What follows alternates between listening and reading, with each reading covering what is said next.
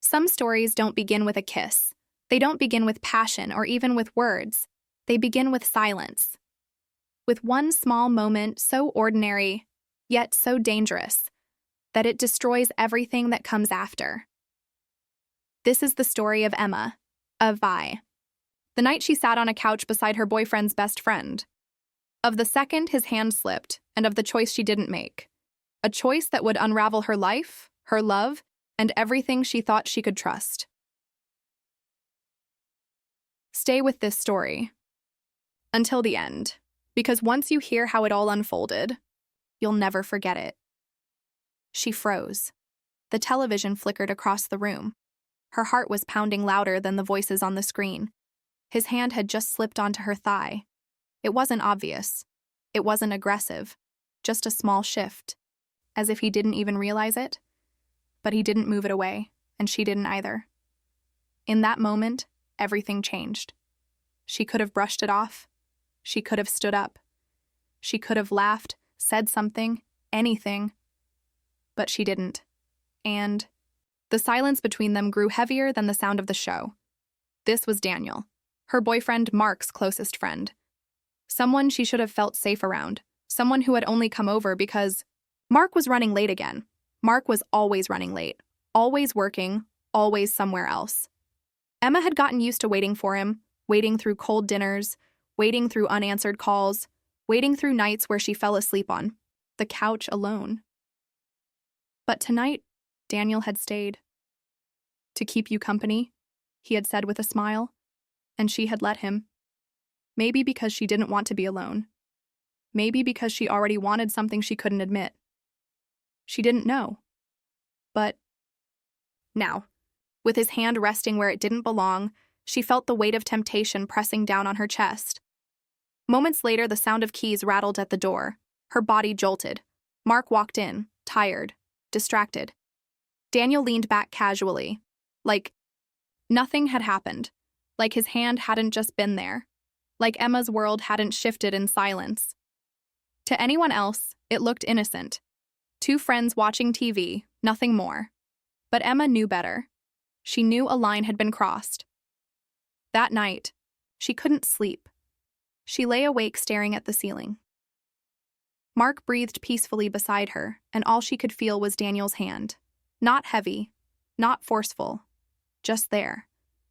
And she replayed it again and again, the second she froze, the second she didn't move, the choice she didn't make. The guilt seeped into her chest like poison. She told herself it was nothing, an accident, a slip. But deep down, she knew it wasn't. It was a beginning. The next day, her phone buzzed, a message from Daniel. Just a joke about the show they'd watched. Harmless. She should have ignored it, but she didn't. She replied, and when he wrote back, she laughed. Laughed in her kitchen like nothing was wrong. That was how it began. One harmless message at a time, one little crack in the wall she had built around herself, until the messages became something more. Late-night texts, compliments, questions about Mark. And she answered them all. Because she wanted to.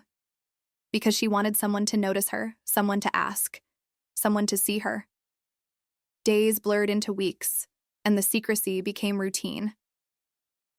When Mark came home late, she didn't feel as alone. She had Daniel on her phone. When Mark asked how her day was, she thought of what she hadn't told him. And when Daniel sent her goodnight messages, her heart raced in ways it hadn't for Mark in a long time. One night, Mark left for a work trip. 2 nights away. Daniel came over. Just to check in, he said. But this time they didn't turn the TV on. They sat too close. Close enough to feel the pull of everything unsaid. And then it happened. The kiss. Quick at first, like a spark. But sparks burn fast, and suddenly she was consumed. Emma crossed the line she swore she never would. For a while, it felt thrilling. Dangerous. Like stepping into a secret world. Every glance, every whisper, every lie to cover her tracks. It was a rush she couldn't resist. But then something changed. Daniel started watching her differently, not with warmth, but with calculation. And one evening, his words froze her blood. "If you don't tell Mark soon, maybe I will." Her heart stopped.